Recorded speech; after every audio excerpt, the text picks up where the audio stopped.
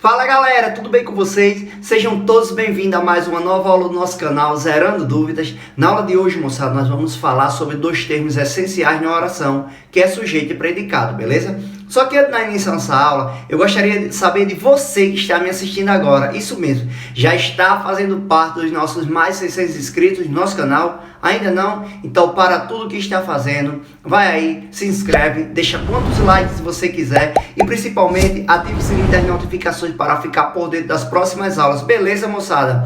Se você também ainda não nos segue nas nossas redes sociais, vai lá no Instagram, @profclaudio05 e no Facebook, Cláudio Silva, beleza? Vamos lá? Sujeito e predicado, simbora zerar dúvidas?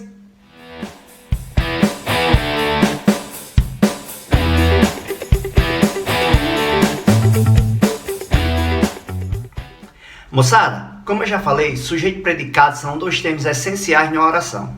Mas antes de estudar o que é cada um, de saber o que a função que cada um desempenha na oração, vamos para um conceito básico. Me acompanha aí.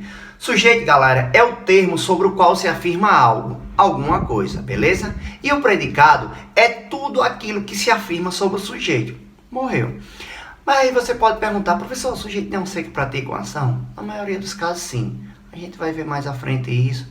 Mas vamos dizer que sujeito é o termo sobre o qual se afirma algo, beleza? Olha o exemplo. Os alunos chegaram cedo na escola.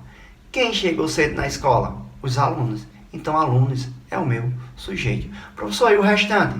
Predicado, tá? Tudo aquilo que se diz sobre o sujeito, inclusive o verbo, faz parte do predicado. Beleza, moçada? Segundo exemplo, as mangas foram comidas. Quem foram comidas? As mangas, tá? Foram comidas é o nosso predicado. É aí onde entra a questão.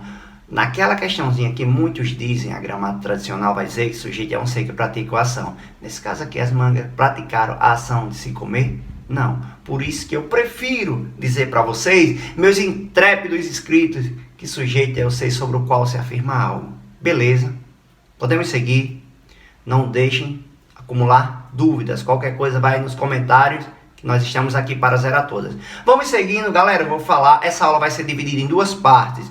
Primeiro eu vou falar para vocês sobre os tipos de sujeito nessa aula aqui, tá? E na próxima eu dou continuidade falando sobre os tipos de predicado, que são 3, tá? Por enquanto nós vamos falar sobre os 5 tipos de sujeitos que existem. Galera, vamos lá. Os tipos de sujeitos, tá? Nós temos o sujeito determinado, tá, gente? Que é aquele que aparece claramente na oração. Ou seja, o sujeito determinado, gente, é aquele que aparece, que eu consigo identificar na oração. Beleza, moçada?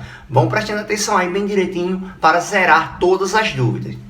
Vão prestando atenção aí bem direitinho para zerar todas as dúvidas. Quando eu digo que Paulo chutou a bola, quem foi que chutou a bola, professor?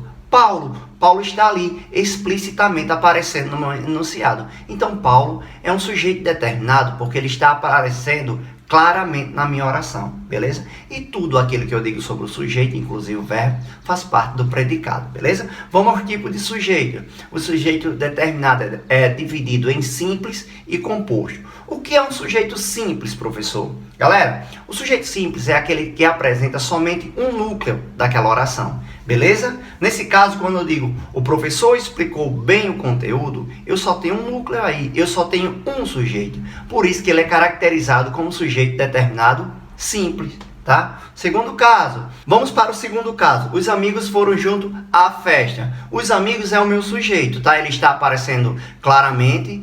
Ah, professor, mas os amigos é mais de um. Então, era para ser sujeito composto. Não, se eu só tenho um núcleo, se eu só tenho um núcleo me relacionando com esse verbo, mantendo relação com o verbo da minha oração, o sujeito é simples. Morou, povo?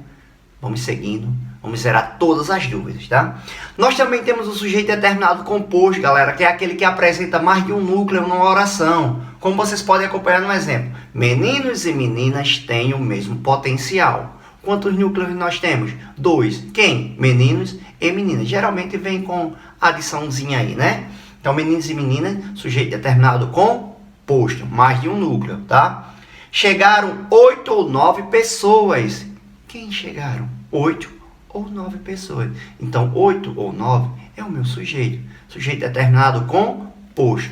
Beleza, galera? Podemos seguir. Se tiver alguma dúvida, já sabe, vai nos comentários que nós estamos aqui para zerar todas. Seguindo, o próximo é o sujeito indeterminado. tá? O que seria o sujeito indeterminado, galera? É aquele que não é possível identificar na oração. Ou seja, não tem como eu identificar esse sujeito nessa oração. Se não tem como eu encontrar, não tem como eu saber com quem meu verbo está mantendo uma relação, o sujeito é indeterminado. Me acompanhe no exemplo. Dizem coisas ruins sobre você. Quem dizem? Tá? Quem dizem? Não tem como eu saber. Beleza? Preste atenção numa coisinha. Quando o verbo vier na terceira pessoa do plural, tá? É um dos casos que o sujeito vai ser indeterminado, tá? E esse verbo não retomar, é claro, nenhum termo antecedente. Fechou, galera? Segunda parte. Precisa-se de funcionários. Quem precisa-se? Eu não sei quem é o sujeito que está precisando, tá? Quando a partícula se, gente, vier acompanhada ao verbo, pós-posta ao verbo, como índice de indeterminação do sujeito, tá? Após esse verbo na terceira pessoa, eu tenho também sujeito indeterminado. Então, professor, pausa aí, calma. Quando é que eu tenho sujeito indeterminado?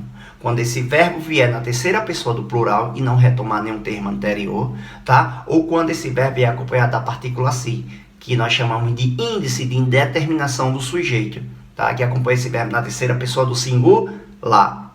Fechou? Mas atenção à observação.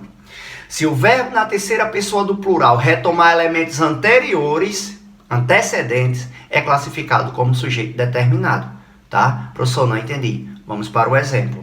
Pedro e João foram à padaria. Adoram pão de lá.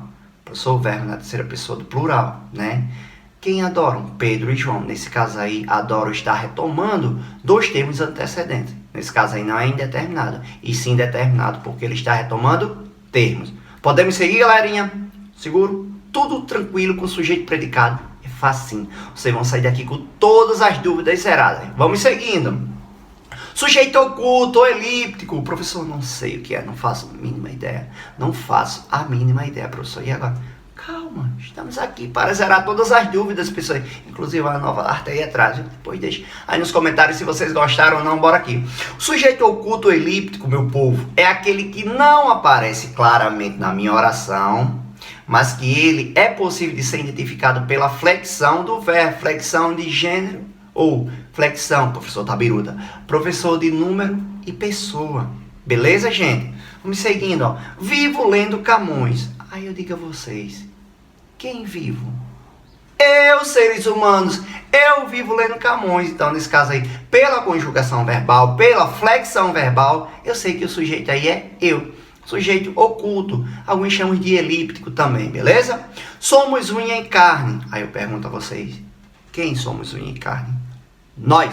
Nós somos unha e carne, então o sujeito aí é nós, tá? Por mais que ele não esteja aparecendo na minha oração, galera, ele fica subentendido pela elipse do verbo, pela conjugação desse verbo, pela flexão desse verbo. Morou, meu povo? Podemos seguir? Mas nós também temos o sujeito inexistente, também chamado de oração sem sujeito. Isso mesmo, professor Cláudio. Quando é que ocorre?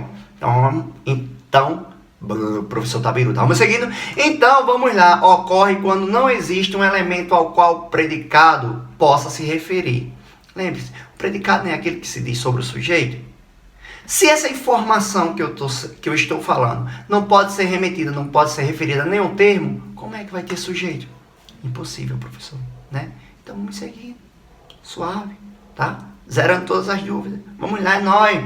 Nós temos alguns casos específicos de como identificar que aquela oração não tem sujeito, ou seja, que o sujeito ali é inexistente. Vamos lá, quando é que é? Primeiro caso, choveu bastante na noite passada. Tem como dizer quem choveu? Não, né? Então, verbos que indicam o fenômeno da natureza, gente, geralmente são frases, tá? Que carregam, são orações, desculpa, que carregam, que vêm sem sujeito, tá? Que trazem verbos na forma impessoal, não tem como identificar a qual sujeito aquele fenômeno se refere. Uma observação, meu povo, que não está no slide, mas preste atenção em mim. Se esse verbo, que indica fenômeno da natureza, vier no sentido metafórico, tá? Conotativo é diferente, porque se eu disser que o professor Cláudio choveu rios de lágrimas, o professor Cláudio é meu sujeito, tá? Mas aí eu estou usando no sentido metafórico, tá? Conotativo. Há muitas pessoas desempregadas no país. O verbo haver, gente, no sentido de existir, aconteceu no tempo passado, também é um verbo impessoal. Logo, nós temos também, nesse caso, uma oração sem sujeito, ou sujeito inexistente, tá? Faz 10 anos que não a vejo, tá? É outro exemplo. E também nós temos faz muito frio durante a noite. O verbo fazer, galera, na indicação de tempo e fenômeno da natureza, também são verbos impessoais, tá? São detetores de oração sem sujeito ou com sujeito inexistente. Vocês são top, tá? Segundo caso e último, tá? É dia. Só isso. O verbo ser, na indicação de tempo e distância também é um verbo impessoal. Galerinha, se vocês gostaram dessa aula, deixe muitos likes aí. Se você ainda não faz parte dos mais 600 inscritos no nosso canal, vai aí, se inscreve, deixa quantos likes você quiser e principalmente ative o sininho das notificações para ficar por dentro da próxima aula, beleza? Um forte abraço e até a próxima aula do nosso canal, Zerando Dúvidas.